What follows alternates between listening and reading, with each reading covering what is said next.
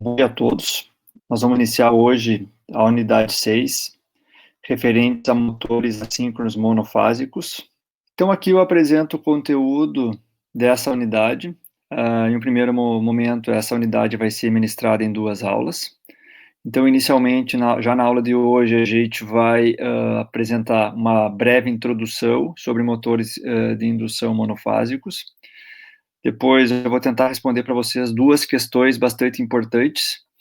É porque um motor de indução monofásico não parte, ou seja, nós precisamos incluir ou modificar algumas questões para que esse motor de indução monofásico consiga partir.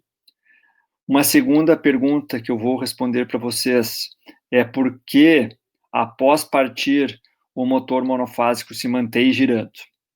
Então, alguma teoria que demonstra por que isso ocorre. E depois, vamos avaliar alguns tipos de motores de indução monofásicos e finalizando com a análise de um circuito equivalente que possa ser empregado para estudar motores de indução monofásicos também com exemplos. Então, mais especificamente, na aula de hoje, nós vamos trabalhar até os tipos de motores de indução monofásicos. Mais especificamente, nós vamos estudar esses tipos que estão destacados aqui. É o motor de indução de fase dividida. Depois, mantendo o estudo de motores de fase dividida com partida capacitor, com capacitor permanente, usando somente um valor. Também o motor de fase dividida com duplo capacitor. E, por fim, o motor de indução com polo ranhurado. Então, nós vamos nos deter na aula de hoje nesses tópicos. Então, primeiramente, destacar que a gente continua estudando máquinas elétricas em corrente alternada. Até então, nós já estudamos na unidade 3 máquinas elétricas em corrente contínua, e a partir da unidade 4 nós começamos a estudar máquinas elétricas em corrente alternada. No primeiro momento, nessa unidade 4, nós nos focamos em máquinas síncronas. Posteriormente, na última unidade, em máquinas assíncronas trifásicas. Então, agora, na unidade 6, a gente continua estudando máquinas assíncronas. Entretanto, ao invés de trabalhar com enrolamentos do estator trifásicos, nós vamos nos focar em máquinas assíncronas monofásicas, mas continuamos aqui em máquinas em corrente alternada. Aqui detalhando um pouquinho qual que vai ser o foco do nosso estudo nessa unidade, nós, como eu já falei, em máquinas CA, nós estamos agora nos focando em estruturas monofásicas e vamos dar toda a atenção a máquinas assíncronas monofásicas. Mais especificamente, máquinas que também têm um rotor em gaiola de esquilo. E dessas máquinas monofásicas assíncronas com rotor em gaiola de esquilo, 5 tipos de motores se destacam. Então, aqui eu apresento a nomenclatura desses motores. Vou começar aqui da direita para a esquerda, que vai ser a mesma ordem, ou vai ser o primeiro motor que nós vamos estudar. É um motor chamado split phase, ou fase dividida. E esse motor de fase dividida, ele tem algumas opções também, onde são acrescentados capacitores para melhorar o torque de partida ou melhorar a operação em regime permanente desses motores.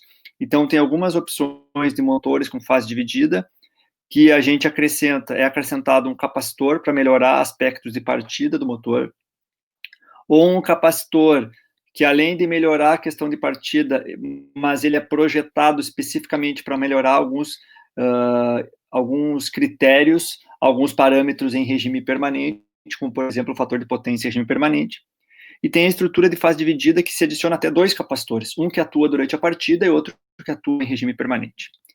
E uma quinta opção para aplicações de menor potência, que nós também vamos estudar na aula de hoje, é um motor com polos sombreados ou polos ranhurados.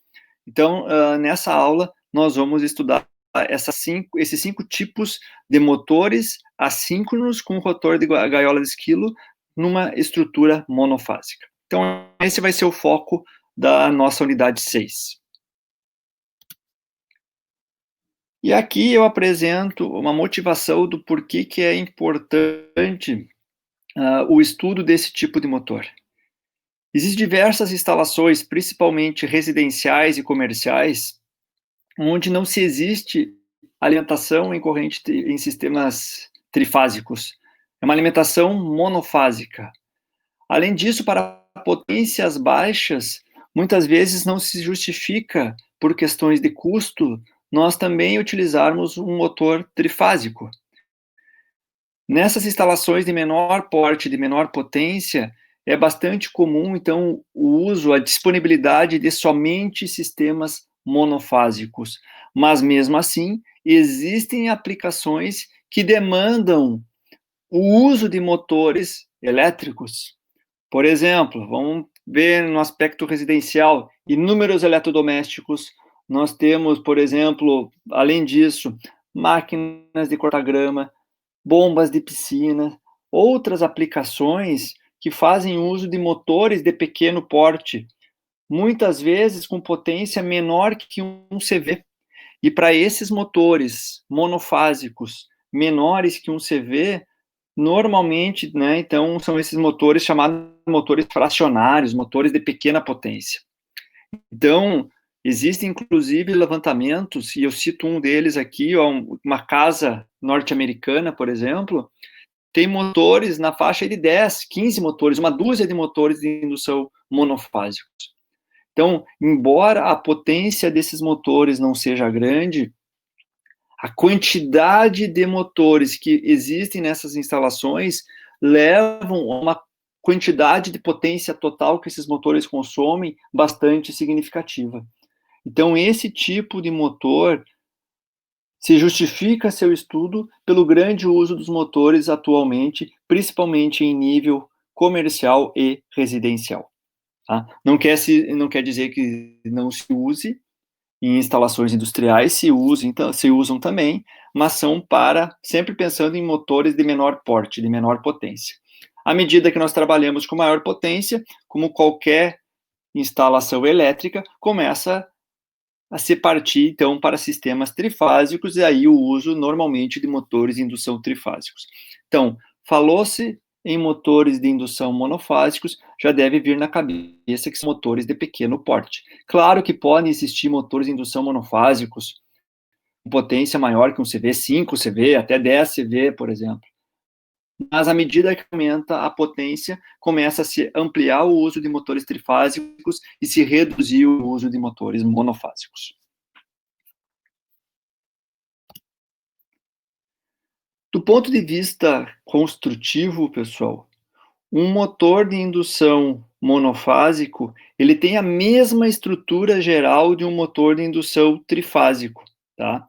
Do ponto de vista do rotor especificamente, o rotor é basicamente o mesmo. Então, ele tem o estator, ele tem o rotor, e o rotor em gaiola de esquilo ele é o mesmo. Não há diferença significativa na construção, principalmente do rotor. A principal diferença está na questão do estator. Ao invés de ter 3 enrolamentos defasados entre si de 120 graus, idealmente, um motor de indução monofásico teria apenas um enrolamento do estator. Então, essa é a principal característica construtiva do motor de indução monofásico em relação ao motor de indução trifásico, certo? Apenas um enrolamento do estator, enquanto num sistema polifásico há mais enrolamentos que estão defasados no espaço. Então, essa é a principal diferença construtiva. Do ponto de vista de operação, essa presença de apenas um enrolamento do estator traz uma importante diferença no funcionamento de motores de indução monofásicos. Isso eu vou explicar com mais detalhes ao longo da aula de hoje, mas aqui eu já apresento algumas características, faço um resumo das principais características de operação que nós vamos analisar na aula de hoje.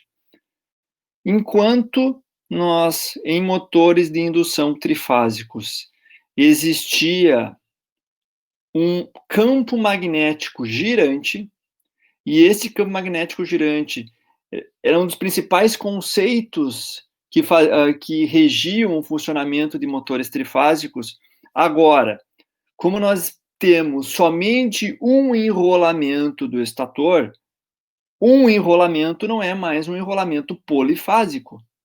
Então, agora, a gente, com a existência de somente um enrolamento no estator, não se atende mais às características mínimas para produzir um campo magnético girante.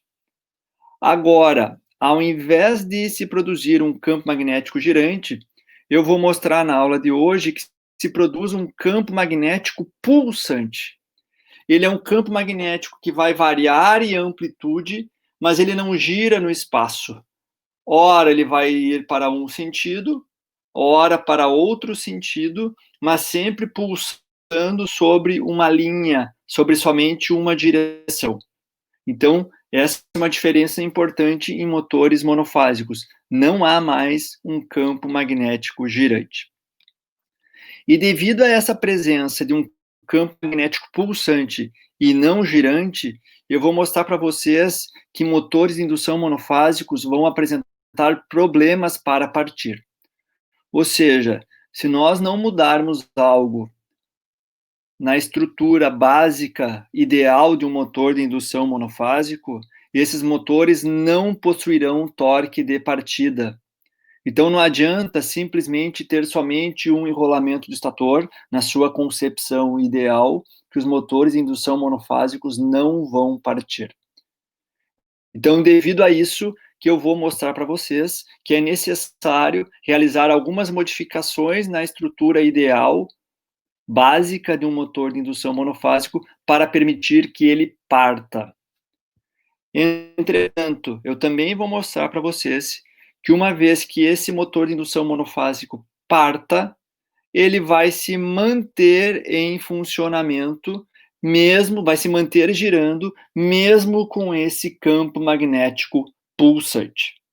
Então, essas duas informações são questões importantes. Primeiro, ele tem um campo magnético pulsante e esse campo magnético pulsante acaba ocasionando em problemas para o motor de indução monofásico partir. Entretanto, uma vez que ele consiga partir, mesmo com a presença desse campo magnético pulsante, o rotor dessa máquina vai continuar girando, ou seja, o motor vai se manter em funcionamento mesmo com esse campo magnético pulsante. Então, essas são duas questões que nós vamos analisar no início da aula de hoje. Por que ele não parte e como ele se mantém girando, como ele se mantém em funcionamento. Então, a primeira questão que eu vou tentar responder para vocês é por que um motor de indução monofásico não parte. Então, vamos lá. Então, aqui o que mostra essa figura?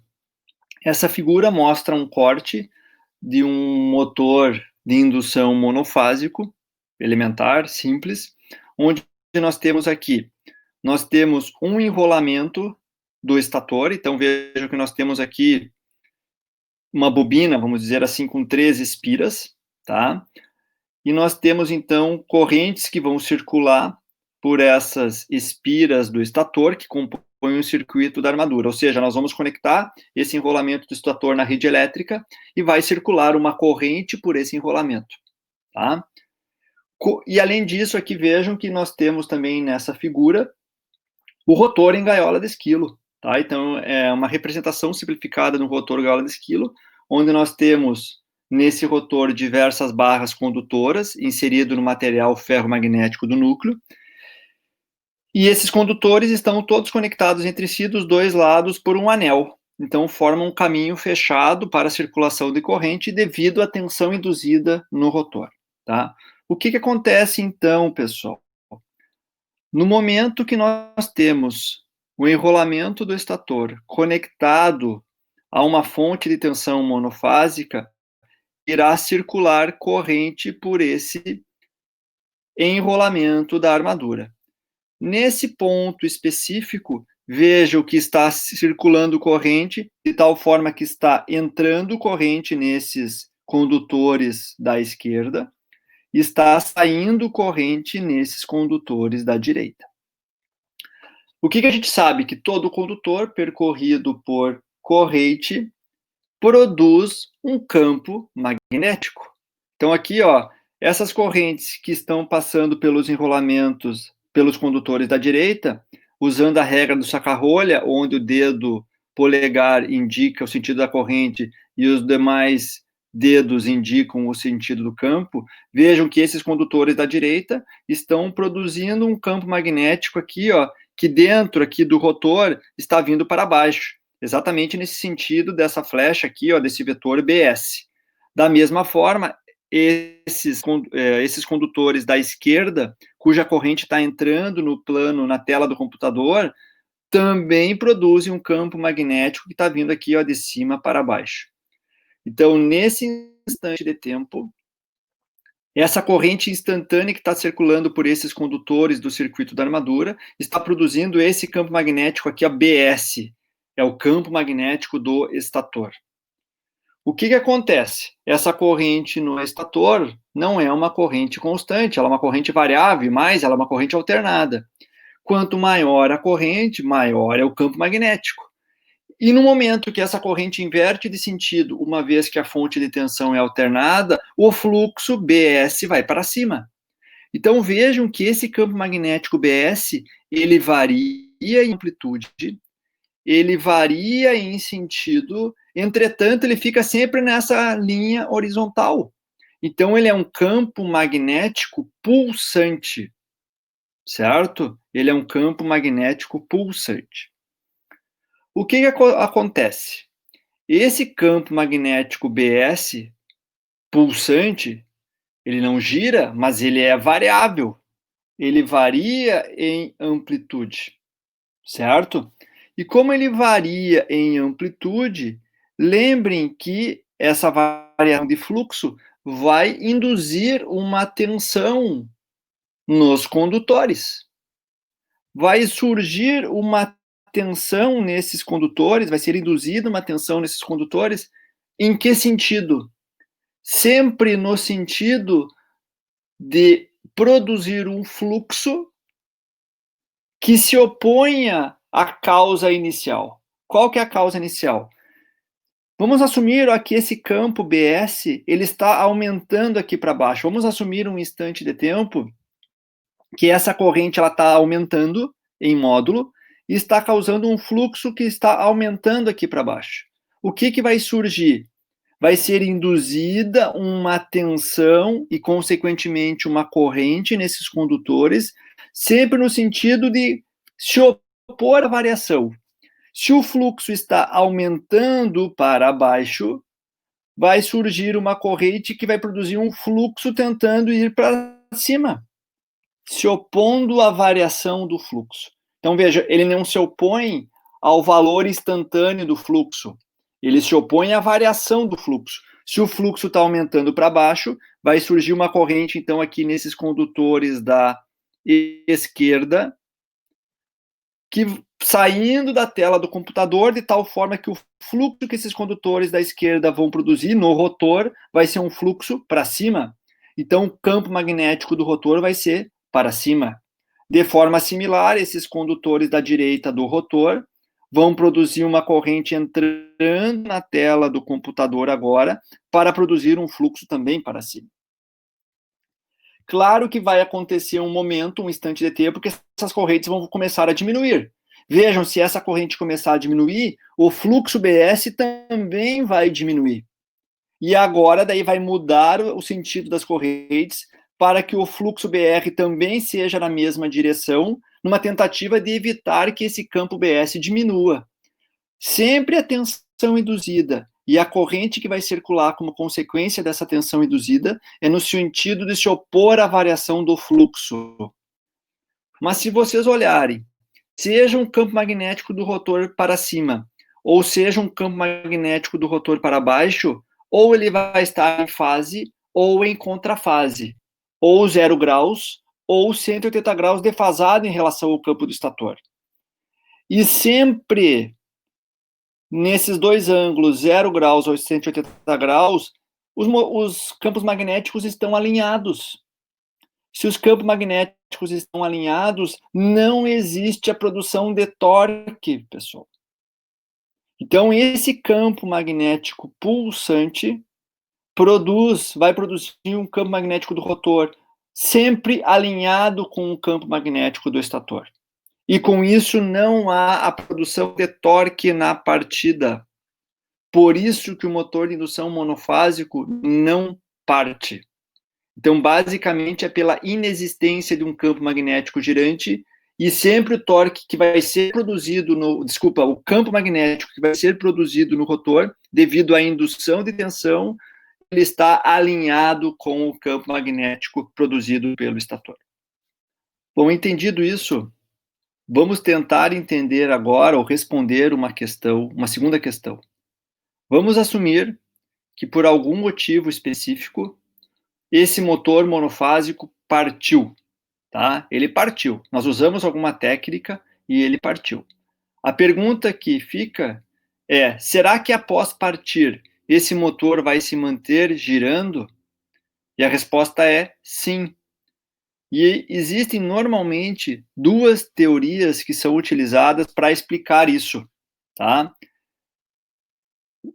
Ou seja, que caso a gente consiga fazer o motor monofásico partir, ele vai conseguir manter um torque para manter o motor girando naquele mesmo sentido. E essas duas teorias normalmente utilizadas são a teoria do duplo campo girante ou a teoria do campo cruzado, tá? Nas nossas aulas aqui nessa unidade, eu vou usar a teoria do duplo campo girante. O que diz essa teoria do duplo campo girante? Que um campo magnético estacionário e pulsante, como é o caso do campo magnético produzido em um motor de indução monofásico, ele é estacionário no espaço, mas ele é pulsante, sempre em cima de uma mesma direção. Ele pode ser decomposto em dois campos magnéticos girantes de mesma amplitude, mas que giram em sentidos opostos. Ou seja, nós podemos pegar um campo pulsante e dizer que ele é a soma ou a decomposição de dois campos girantes que giram em sentidos opostos. E eu, para mostrar isso para vocês, eu utilizo essas figuras que eu vou mostrar aqui abaixo. Primeiro, vamos assumir que o campo magnético do estator, o campo BS, ele está no seu valor máximo aqui de baixo para cima. E vamos assumir que esse campo magnético do estator BS, então, ele vai ser a soma de dois campos magnéticos girantes. Um que gira no sentido anti-horário, que eu vou chamar de BAH, e outro que gira no sentido horário. E nesse instante de tempo que o campo magnético produzido no estator é máximo, os dois campos magnéticos girantes, eles estão exatamente sobre a mesma posição. Então, aqui não aparece, mas são dois vetores que estão exatamente na mesma posição. Vamos assumir que em um determinado instante de tempo passou, então agora nós temos o campo magnético horário nesse ponto e o campo magnético anti-horário nesse ponto. O que vai ser o campo magnético do estator? Como ele é a soma dos dois campos, é a soma, obviamente, vetorial desses dois campos, vejo que agora, nesse instante de tempo, o campo magnético do estator, ele ainda está na mesma direção, no mesmo sentido, porém a amplitude é menor. A amplitude é menor. E se nós analisarmos o campo magnético do estator em cada instante de tempo, é possível verificar que ele sempre pode ser decomposto pela soma desses dois campos magnéticos girando em sentidos contrários. Tá? Então, vejo aqui nesse caso particular, com um campo magnético agora, de novo com amplitude máxima, mas com o sentido oposto, ou seja, agora ele está aqui de cima para baixo, de novo vai existir, é o ponto onde os dois vetores que giram em sentidos contrários se encontram, tá? Então, vejam que visualmente é possível aqui observar que esse campo magnético do estator ele está pulsando, ele está sempre na mesma direção, ele pode ser decomposto pela soma desses dois campos BH e BAH, campo no sentido horário e campo no sentido anti-horário. É essa teoria do duplo campo girante para representar campos pulsantes que nós vamos utilizar durante essa unidade para analisar motores de indução monofásicos. Então, agora é o seguinte, ó, na prática, existe um campo magnético pulsante no interior desse motor de indução monofásico. É esse campo pulsante que existe. Entretanto, do ponto de vista teórico, para analisar a operação desse motor de indução monofásico, vamos assumir, para entender essa operação, que existem dois campos magnéticos girantes. E esses dois campos magnéticos girantes giram em sentidos opostos. Tá? Então, é isso que nós temos que compreender. Uma coisa é o que existe na prática, mas do ponto de vista teórico, nós vamos assumir que existem esses dois campos magnéticos girantes. Então, se existem dois campos magnéticos girantes, o motor de indução monofásico ele vai tentar responder a cada um desses campos magnéticos girantes. E pelo princípio da superposição, que também pode ser aplicado aqui, a resposta total do motor é a soma da resposta, ou é a soma dos torques que o motor vai tentar desenvolver para cada um desses campos magnéticos. Então, é o que eu mostro nessa figura aqui, ó. Eu não vou usar mais o termo agora campo magnético no sentido horário e no sentido anti-horário. Eu vou usar campo magnético no sentido direto, que vai corresponder, vai tentar produzir um torque no sentido direto, e tem um campo magnético no sentido reverso, que vai tentar produzir um torque no sentido reverso. Então, o que acontece? Como nós temos dois campos magnéticos aqui, o motor vai ter uma curva torque-velocidade associado a esse campo direto. E ele vai ter uma curva torque-velocidade, obviamente com um torque contrário, com um sinal negativo, porque vai tentar girar para o outro lado, ele vai ter uma curva torque-velocidade reversa. A curva torque-velocidade total do motor é a soma ou é a contribuição da curva torque-velocidade no sentido direto e da curva torque-velocidade no sentido reverso. O que acontece, pessoal? Vejam que exatamente, que resulta nessa curva torque-velocidade em preto, nesse torque resultante. Vejam que com o motor parado, o torque, o valor do torque no sentido horário, no sentido direto, e o valor do torque no sentido reverso são exatamente iguais, de tal forma que o torque resultante na partida, quando o motor está parado, é zero, e aí se justifica de novo, do ponto de vista agora dessa teoria, por que o motor não parte. Por quê? Porque o torque de partida é nulo. Entretanto, se por algum motivo nós conseguirmos fazer o motor girar, seja no sentido direto ou seja no sentido reverso, vejam que após partir, começa a existir um torque líquido nesse motor, diferente de zero. Então, o que nós temos que fazer é garantir que esse motor parta, seja no sentido direto, seja no sentido reverso, porque para velocidades diferentes de zero, o torque num sentido será maior que o torque no outro e o motor vai se manter em funcionamento, o rotor vai manter girando, que é o que está escrito nessas duas caixas aqui. Uma outra questão que é importante, na verdade a gente já respondeu esse aspecto agora de por que o motor monofásico se mantém girando, mas eu gosto de analisar um outro aspecto que diferencia a operação de motores de indução monofásicos em relação a motores de indução trifásicos, tá? Nos gráficos anteriores, que foram apresentados de curva torque e velocidade, Esses gráficos, essas curvas, correspondem ao valor médio do torque, que nós temos no eixo em um ciclo de rotação desses campos magnéticos. Entretanto, em sistemas monofásicos, como nós estamos analisando agora, a potência que o motor consome, ela é pulsante. O que isso quer dizer? Eu estou mostrando aqui, ó, nesses resultados, nessas formas de onda, um caso típico da tensão aplicada num motor de indução monofásico, uma tensão senoidal, essa forma de onda em azul.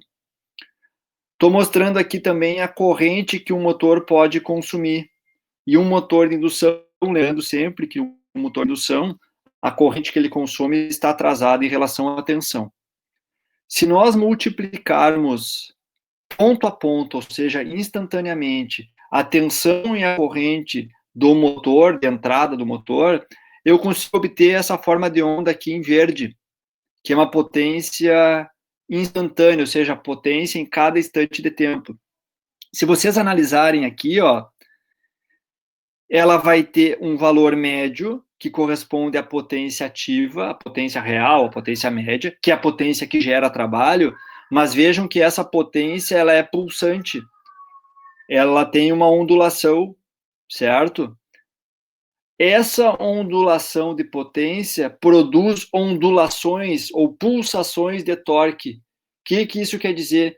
Quer dizer que tem horas que o torque ele vai ser maior e tem horas que o torque vai ser menor, ele não é um valor constante. E essas pulsações de torque, elas aumentam a vibração no eixo, aumentam o ruído audível, inclusive de motores de indução monofásicos. Se vocês pegar dois motores de indução, um monofásico e um trifásico, de mesma potência, alimentando cargas similares, vocês vão verificar que o motor de indução monofásico ele é mais ruidoso que os motores trifásicos. E essas pulsações de torque é um dos principais fatores que justificam esse aumento do ruído audível, aumenta a vibração no eixo, inclusive pode dar mais problema mecânico do que motores trifásicos. Tá? Nós não discutimos isso em motores de indução trifásicos. Por que os motores de indução trifásicos a gente não discutiu isso? Porque num sistema trifásico equilibrado, a potência instantânea que é consumida por um sistema trifásico equilibrado, ela é constante. Embora eu tenha pulsações de potência em cada fase, ao somar as potências instantâneas de cada fase, a potência instantânea trifásica de um sistema equilibrado é constante. Então, em um sistema trifásico como um motor, assumindo que ele é equilibrado, eu não teria pulsação de torque. Já num sistema monofásico, isso não acontece mais. Então, nós temos pulsação do torque. Instantaneamente, tem hora que o torque é maior, tem horas que o torque é menor, mas nós vamos ter um valor médio de torque. Tá? Então, isso aumenta basicamente a questão de ruído e vibrações mecânicas em um motor de indução monofásico em relação ao motor de indução trifásico. Então, dito isso, nós entendendo agora alguns aspectos, que não existe mais campo magnético girante, e sim um campo pulsante. Entendendo que um motor de indução com um único enrolamento de estator tem problemas para partir. Mas também entendendo que depois que ele partir, se a gente conseguir fazer o motor partir, ele vai conseguir se manter girando, o que existe na prática sobre motores de indução monofásicos? Basicamente, existem diferentes tipos de motores de indução monofásicos que têm alternativas diferentes para tentar partir esse motor de indução. Então, aqui eu apresento alguns deles. Nós temos um motor de indução de fase dividida com partida capacitor. Esses dois eu apresento fotos aqui, um de fase dividida e outro com um capacitor. Fase dividida com capacitor permanente, ou seja, ele não vai ficar só na partida, mas vai ficar também em regime permanente. O motor de duplo capacitor eu não apresento aqui, mas vai ter um capacitor que vai atuar somente na partida e outro capacitor que vai atuar em regime permanente. E tem um outro motor que daí ele tem uma característica diferente. ele opera de forma diferente que os 4 primeiros que eu apresentei, que é o motor de indução de polo ranhurado que eu estou apresentando aqui. Basicamente, então, esses motores, que têm algumas características diferentes, eles se diferenciam para que o motor de indução monofásico tenha também um torque na partida. Tá? Então, essa é a principal questão. Já que ele tem problema para partir, nós temos que modificar alguma coisa na estrutura básica do motor de indução para que ele tenha torque na partida. Então, é isso que nós vamos estudar a partir de agora. Então, o primeiro motor que nós vamos analisar é o motor de indução de fase dividida. E aqui eu apresento, então, algumas características básicas desse motor de indução de fase dividida. Então, o que nós vamos fazer? Como o próprio nome diz, nós vamos dividir o enrolamento do estator em 2 partes. Vamos chamar um desses enrolamentos de enrolamento principal e o outro dos enrolamentos de enrolamento auxiliar. E nós vamos deslocar esses enrolamentos no espaço e desejamos que por esses enrolamentos no espaço circulem correntes que estejam defasados no tempo. Então vejam só, nós vamos dividir o enrolamento do estator em 2 partes, vamos defasar esses enrolamentos no espaço.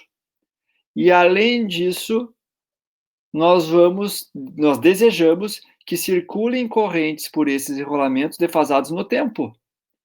Para que isso? Vejam que agora nós temos um sistema bifásico, que ou seja, é um enrolamento polifásico, e quero que circule por esses enrolamentos bifásicos correntes defasadas no tempo. Ou seja, eu quero produzir um campo magnético girante. Então, o que nós tentamos fazer aqui com esse motor de indução de fase dividida? Produzir alguma espécie de campo magnético girante. Para quê? Para o motor partir.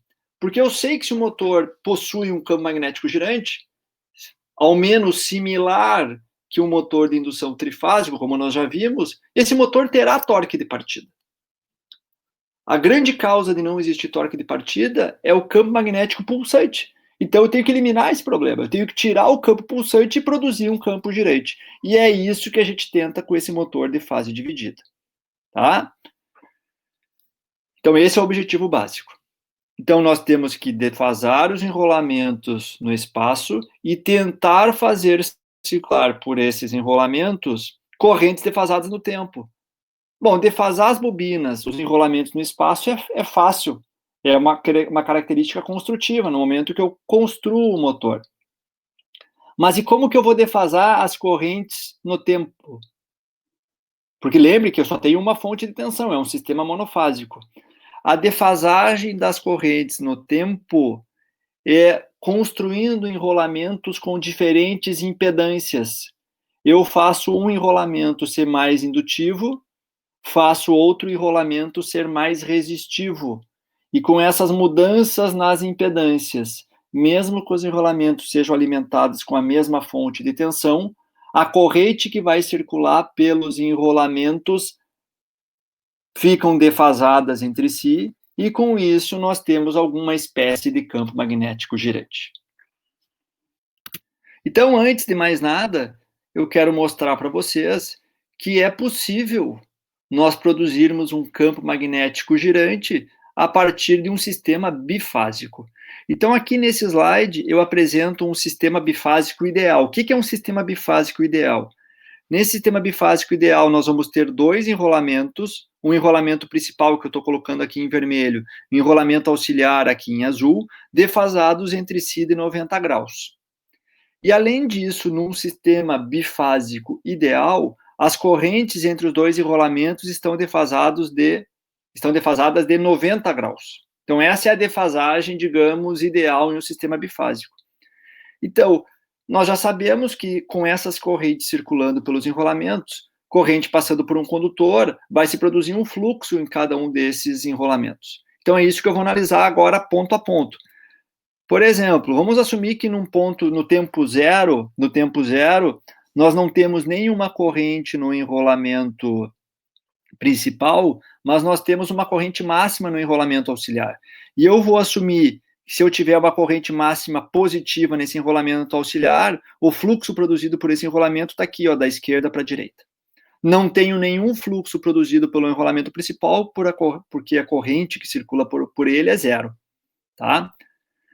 Então, o fluxo total que vai circular nesse momento é aqui, ó, da esquerda para a direita, com essa amplitude aqui. Vamos assumir que passou um determinado tempo e agora nós estamos nesse ponto, ó, nesse ponto aqui, onde nesse ponto específico de tempo as duas correntes são iguais. Se as duas correntes são iguais, agora eu vou assumir que então, o fluxo produzido pela corrente em azul do enrolamento auxiliar diminuiu, porque a sua corrente diminuiu, mas aumentou a corrente produzida pelo enrolamento principal. Eu estou assumindo que produz esse fluxo aqui. Se nós analisarmos agora a soma vetorial desses dois fluxos, desses dois campos, dá esse campo em preto. Então, vejo que o campo que estava aqui, ele girou agora no sentido anti-horário. Continuando com essa análise, assumindo aqui 90 graus. 90 graus, a corrente no enrolamento azul zerou, mas a corrente no enrolamento vermelho atingiu seu valor máximo. Então, o fluxo máximo agora do enrolamento vermelho está aqui em cima. Então, vejo que eu saí desse ponto e já estou girando aqui, ó, 90 graus também o campo. Se nós analisarmos cada instante de tempo, é possível ver que o campo magnético que é produzido por esses dois enrolamentos defasados no espaço de 90 graus, com correntes defasadas no tempo de 90 graus, é um campo magnético girante de amplitude constante. Então, isso seria o mundo perfeito num sistema bifásico. Defasar os enrolamentos de 90 graus no espaço com correntes defasadas no tempo de 90 graus. Então, qual é a ideia do motor de fase dividida? É produzir um campo magnético girante a partir de um sistema bifásico. Como? Dividindo o enrolamento do estator em duas fases. Por isso que ele é chamado de motor de indução de fase dividida. Então, aqui, ó, continuando com o motor de indução de fase dividida, eu desenho nessa figura um diagrama, um circuito elétrico equivalente do enrolamento do estator. Então, vejam, o enrolamento do estator ele é dividido em duas partes. Um enrolamento principal e um enrolamento auxiliar. Lembrando que esses dois enrolamentos estão defasados no espaço. Aqui não apresenta isso, mas eles estão defasados no espaço na construção física desse motor. Mas eu preciso também defasar as correntes. Como que eu falei que são defasadas as correntes? Mudando as impedâncias desses enrolamentos. Então, o enrolamento auxiliar, ele é construído com uma resistência elevada e uma reatância indutiva baixa. Certo? Então, normalmente, esse enrolamento auxiliar tem menos espiras e ele é enrolado com um fio de cobre mais fino, ou seja, ele tem mais resistência e menos reatância. O enrolamento principal, ele é enrolado com fio de cobre maior, mais grosso, de forma a ter menos resistência, e ele tem mais espiras, para ter mais reatância indutiva. Ou seja, a corrente no enrolamento principal está atrasada em relação à corrente no enrolamento auxiliar. Só que essa defasagem, pessoal, não é 90 graus, como normalmente desejado, para ser um campo girante perfeito, com amplitude constante. Essa defasagem normalmente fica na faixa de 20, 25 graus até 40 graus. Não é uma defasagem grande. E o que isso causa na prática? Produz um campo girante, mas a amplitude desse campo ela não é constante, é um campo elíptico. Tem horas que o campo é maior, tem algumas direções que o campo é maior, tem outros instantes que o campo é menor. Então, vai ter um torque também durante a partida, em algumas direções maior que em outras. Não é um torque constante. Entretanto, é o suficiente para dar um torque de partida. Então, vejam, nesse motor, não é um motor bifásico perfeito na partida, porque nós não temos uma defasagem entre as correntes de 90 graus. Outra questão importante, pessoal. O que acontece? Se nós deixássemos esse enrolamento auxiliar o tempo inteiro ligado, o motor funcionaria. Só que, como eu falei, normalmente esse enrolamento auxiliar, ele é enrolado com um fio de cobre mais fino e tem uma resistência elevada.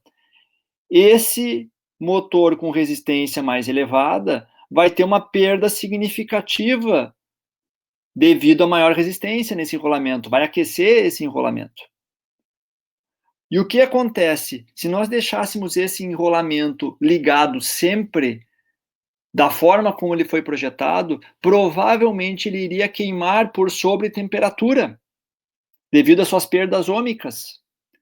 O que acontece? Esse enrolamento auxiliar, ele só é necessário na partida para gerar um torque na partida. Eu já falei para vocês anteriormente que uma vez que o motor de indução monofásico parta, ele se mantém girando.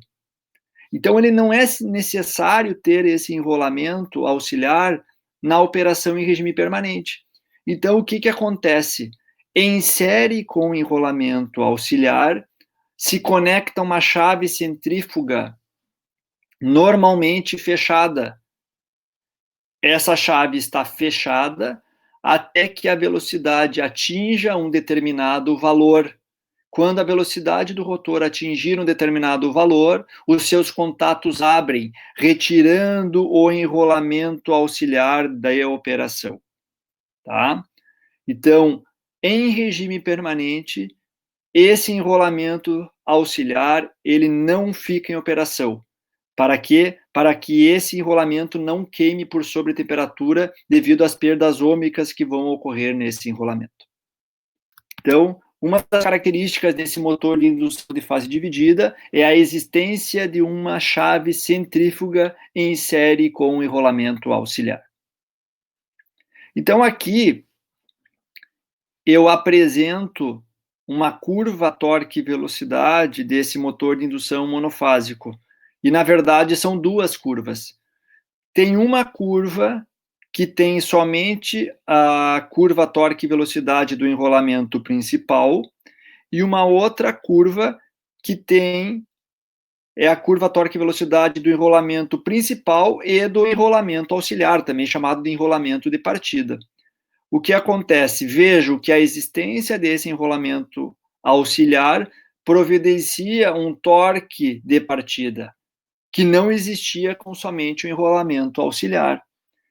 Vejam, quanto maior for aquele ângulo entre as correntes, quanto maior for o ângulo daquela corrente entre a corrente auxiliar e a corrente do enrolamento principal, maior é o torque de partida.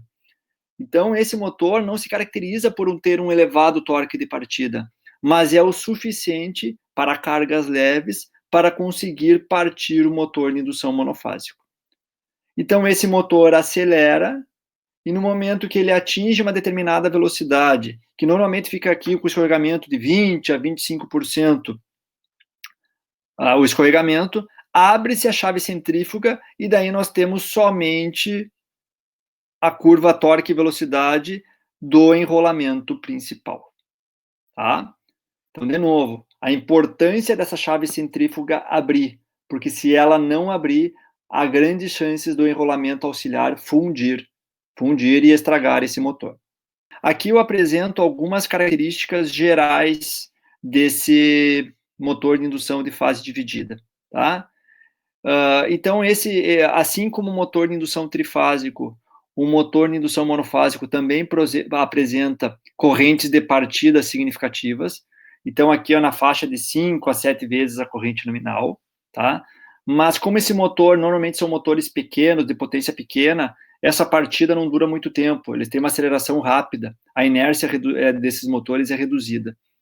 O torque de partida desse motor não é grande, então ele não pode normalmente ser utilizado para cargas pesadas, então normalmente o torque de partida é 1,5 a 2 vezes o torque nominal, não mais que isso. E aqui uma questão importante diz respeito ao acionamento. Se nós queremos inverter o sentido de rotação de qualquer motor de fase dividida, seja com capacitor ou sem capacitor de partida, é necessário. O que nós temos que fazer para inverter o sentido de rotação? Nós temos que inverter as ligações somente do terminal auxiliar. Tipo, nós ligamos o terminal auxiliar com a ligação invertida, de forma a inverter o sentido da corrente naquele enrolamento auxiliar, e com isso se inverte o sentido do campo girante. Tá? Então, de novo, se eu quero inverter o sentido de rotação de qualquer máquina monofásica com fase dividida, nós temos que inverter a conexão do enrolamento auxiliar em relação à conexão do enrolamento principal. Entretanto, essa máquina de fase dividida, a gente não consegue inverter o sentido de rotação com ela em funcionamento. Por quê? Porque o torque que o enrolamento auxiliar, somente o enrolamento auxiliar produz, não é tão grande assim, e ele não consegue gerar um torque negativo, inverter o torque com ela em funcionamento. Ela consegue diminuir o torque, mas não inverter o sinal do torque. Então, para essa máquina de fase dividida, caso se deseje inverter o sentido de rotação, primeiro nós temos que desligar a máquina, desligar o motor, e daí inverter o sentido de rotação. Inverter a conexão dos terminais do enrolamento auxiliar. Então, o circuito de acionamento desejado para fazer a inversão do sentido de rotação dessa máquina tem que levar isso em consideração. E aqui as duas últimas frases que eu coloco nesse slide diz respeito à chave centrífuga. Se caso essa chave centrífuga apresentar algum defeito e não abrir, o objetivo dela é abrir o enrolamento auxiliar quando atingir uma determinada velocidade, vai se produzir um calor muito grande nesse enrolamento auxiliar. Por quê? Porque ele apresenta uma resistência elevada e vai aumentar a temperatura do estator muito. E isso pode queimar, inclusive, os dois enrolamentos, tanto o enrolamento auxiliar quanto o enrolamento principal.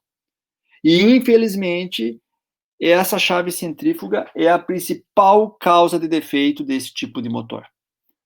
Então, falou em motor de indução de fase dividida, existe uma redução de confiabilidade devido à existência dessa chave centrífuga. Sempre que fala em peças mecânicas que foram adicionadas ao motor de indução, isso acaba reduzindo a sua confiabilidade, e é o que acontece para esse motor de indução de fase dividida. Um segundo tipo de motor de indução de fase dividida é um motor que a gente adiciona um capacitor em série com enrolamento auxiliar. Para que isso? Para aumentar o ângulo de defasagem entre a corrente auxiliar, entre a corrente do enrolamento auxiliar e a corrente do enrolamento principal. Como eu já disse, a defasagem entre essas duas correntes é limitada somente variando a relação entre as resistências e as reatâncias. É difícil conseguir ângulos maiores entre essas correntes, variando somente a resistência dos enrolamentos e a reatância dos enrolamentos. Entretanto, nós podemos modificar a defasagem entre as correntes, também incluindo capacitores nesse circuito. Por exemplo, se nós botar um capacitor em série com enrolamento auxiliar, a gente pode defasar a corrente do enrolamento auxiliar, adiantar a corrente do enrolamento auxiliar. Então, uma corrente que antes tinha uma defasagem em torno de 25 a 40 graus em relação à outra, colocando esse capacitor em série com enrolamento auxiliar, nós podemos adiantar essa corrente e chegar a defasagens mais próximas de 90 graus. A vantagem disso, agora nós temos um campo girante mais próximo, de amplitude mais próxima de uma constante amplitude, e o torque de partida ele é proporcional a esse seno do ângulo entre as correntes. Então, nós podemos conseguir agora torques de partida com esse capacitor aí inserido, até quase 5 vezes o valor nominal. Então, nós vamos projetar capacitores para otimizar a partida desse motor. Tá? Operação é a mesma. Tanto que nós ainda vamos ter uma chave centrífuga em série. Então, esse motor de indução de fase dividida com partida capacitor, esse enrolamento auxiliar e esse capacitor é usado somente na partida. Então, a gente projeta, a gente escolhe esse capacitor, otimiza ele para melhorar a atuação do motor na partida. Então, isso é importante. Então, aqui eu mostro de novo as curvas torque e velocidade de um motor de indução de fase dividida, mas agora colocando um capacitor em série com rolamento de partida. Vejam que agora, essa curva torque e velocidade, vejam que nós temos uma maior contribuição do torque devido ao enrolamento auxiliar, e basicamente porque a gente aumentou a defasagem entre as duas correntes. E nesse caso particular, agora, como o torque, como o enrolamento auxiliar, ele ajuda muito no torque, principalmente para escorregamentos maiores, esse motor, ele é dito que é um motor reversível em velocidade. Ou seja, nós podemos inverter a velocidade de rotação desse motor, mesmo com ele em operação.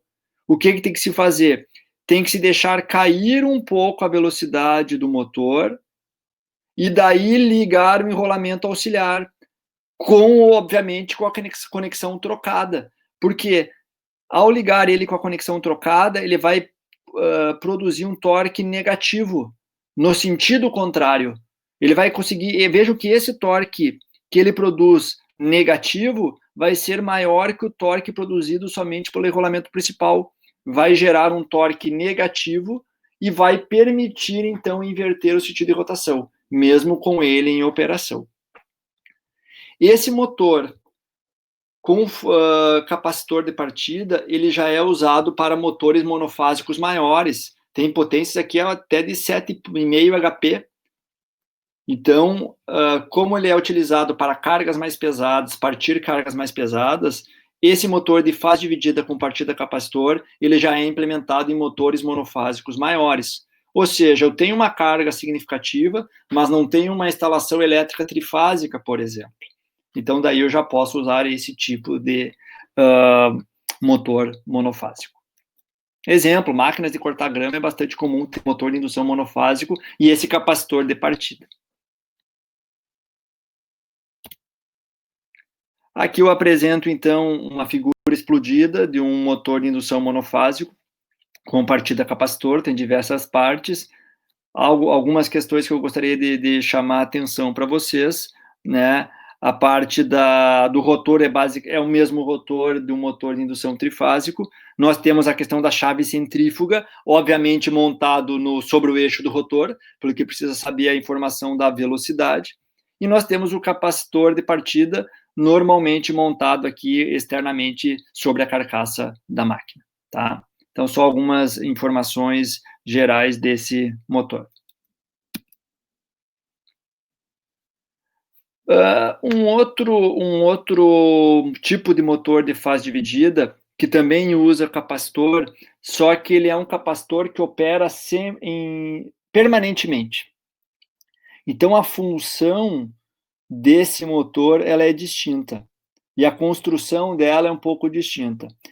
Enquanto o motor anterior que eu estava discutindo com vocês, o foco era melhorar a atuação do mesmo durante a partida, isso causava um efeito colateral, vamos assim dizer. Eu projetava o capacitor para ele operar durante a partida, mas não dava bola para a operação em regime permanente. E esses motores de indução monofásicos, normalmente eles têm em regime permanente algumas características indesejáveis, como, por exemplo, um fator de potência muito baixo, ruim. Mas nós já sabemos que podemos melhorar o fator de potência em regime permanente com a adição de capacitores. Então, o motor de fase dividida com capacitor permanente, ele vai melhorar um pouco o torque de partida, mas o capacitor ele não é projetado para otimizar a operação do motor durante a partida. Ele é otimizado para otimizar alguns requisitos, algumas especificações, tal como fator de potência em regime permanente. Então, a forma de projeto, a forma de especificação do capacitor é distinta, tá? Com relação à construção, agora vão existir dois enrolamentos no estator, é um enrolamento de fase dividida, mas os dois enrolamentos são idênticos, certo? Não tem diferença entre a construção dos dois enrolamentos. Quem dá a fase, quem impõe a defasagem entre as correntes é simplesmente esse capacitor, tá? Não há mais chave centrífuga. Essa é uma característica interessante. Por quê? Porque eu não quero tirar esse capacitor, eu não quero retirar o enrolamento auxiliar. Vão operar permanentemente, tá? Então, o capacitor ele vai incluir uma defasagem, mas é uma defasagem menor do que a defasagem que foi projetada para a operação do capacitor somente durante a partida. Então, aqui, qual é o grande objetivo do uso desse capacitor em regime permanente? É melhorar torque máximo, rendimento e fator de potência em regime permanente, não somente durante torque máximo. Então, esse motor, devido a isso, normalmente apresenta um torque de partida baixo, porque o capacitor não é projetado adequadamente para a partida. Ele é facilmente reversível, simplesmente mudando a conexão aqui, dizendo o seguinte: não, eu quero que o capacitor de partida esteja em fase com o enrolamento A ou em fase com o enrolamento B. Então, vejo que com essa conexão e tendo uma chave de reversão como essa, eu posso ou botar o enrolamento de partida, o capacitor ou em série com o enrolamento A ou em série com o enrolamento B, simplesmente mudando a conexão dessa chave. E é isso que torna fácil reverter a velocidade, o sentido de rotação desse motor de indução. Como ele tem um torque baixo, ele não é para máquinas de grande porte, para cargas de grande porte, normalmente o torque, a curva torque-velocidade é bastante sensível a variações de tensão. Então, normalmente, esse motor também ele é controlado a sua velocidade a partir de variação de tensão e não a partir de variação de frequência. Então, para aquelas aplicações que se deseja controlar a velocidade, pode-se controlar a velocidade desse tipo de motor variando a tensão. Então, um método relativamente simples de controlar a velocidade desses motores. E o motor a duplo capacitor, analisando esses dois motores anteriores que nós analisamos, fica meio óbvia qual é a motivação desse motor a duplo capacitor. Em aquelas aplicações onde a gente se deseja, ou onde se deseja grande torque de partida, mas sem prejudicar a operação em regime permanente, são usados dois capacitores. Claro que isso agrega custo, obviamente, a essa solução. Mas nós temos um capacitor que atua somente na partida, em série com uma chave centrífuga para aumentar o torque de partida, e além disso tem um capacitor que opera em regime permanente, projetado para melhorar o fator de potência, melhorar torque máximo, inclusive rendimento, para operação em regime permanente, tá? Então, a curva torque-velocidade, agora nós temos uma curva torque-velocidade do enrolamento do sistema, tendo os capacitores em regime permanente, o que já dá um pequeno torque de partida para essa solução, mas na partida nós temos mais um enrolamento auxiliar com um capacitor de partida para aumentar também o torque de partida. Então, essas são as 4 soluções com fase dividida. Fase dividida, somente ela. Fase dividida com capacitor de partida. Fase dividida com um capacitor em regime permanente. E, por último, fase dividida que combina os dois capacitores, com o capacitor de partida e com o capacitor em regime permanente. Uma última solução que eu vou apresentar para vocês é o motor de polo ranhurado ou polos sombreados ou motor de campo distorcido, tem diferentes nomenclaturas. Esse motor já apresenta uma construção diferente, normalmente é um motor de pequeno porte, potência bastante pequena, normalmente aqui 1/10 de HP ou menos, por exemplo. Então, ele é uma alternativa que também visa produzir um campo girante. Veja que o foco de todas as soluções que eu apresentei é tentar, na partida, produzir um campo girante, mas nesse caso, sem a necessidade de um enrolamento auxiliar. Tá? Então, nós não temos aquela fase dividida. Então, esse tipo de motor, a mudança dele, ele vai ter peças polares especiais, vai ser na forma de construção dos polos, não vai precisar de chave centrífuga e não vai precisar de enrolamento auxiliar. Eu vou mostrar no próximo slide, mas essas peças polares especiais que eu estou comentando, os polos vão ser divididos em duas partes, uma parte que eu vou chamar de parte principal e uma parte menor auxiliar, onde nessa parte menor vai ter uma bobina em curto-circuito em torno dessa parte do polo, tá? Que é o que eu vou mostrar aqui, ó. Depois eu vou voltar para uma figura anterior para ilustrar isso, uma figura real, mas aqui eu estou mostrando um corte de um esquemático de um motor de polo ranhurado. Então, o que vai ter? Vejam que aqui estão os polos que estão envolvendo o rotor. Então, aqui está o rotor, gaiola de esquilo, normal, rotor gaiola de esquilo. E aqui estão os polos, nesse caso, 2 polos. Vejo que aqui os polos, eu tenho essa divisão entre duas partes dos polos. Uma parte principal e uma parte que eu vou chamar de parte auxiliar, uma parte menor. Em torno dessa parte menor existe aqui, é um anel condutor, uma bobina em curto-circuito. Uma bobina em curto-circuito. E além disso, aqui, ó, nessa segunda perna desse motor de polo ranhurado, é aqui que eu conecto o circuito do estator. É aqui que eu vou produzir o campo magnético, como se fosse um transformador, um enrolamento de um transformador. Então, vou alimentar tensão, vou fornecer tensão a essa bobina, vai circular uma corrente aqui e vai produzir um campo magnético. Eu só vou voltar alguns slides para mostrar essa mesma figura, uma foto real desse motor.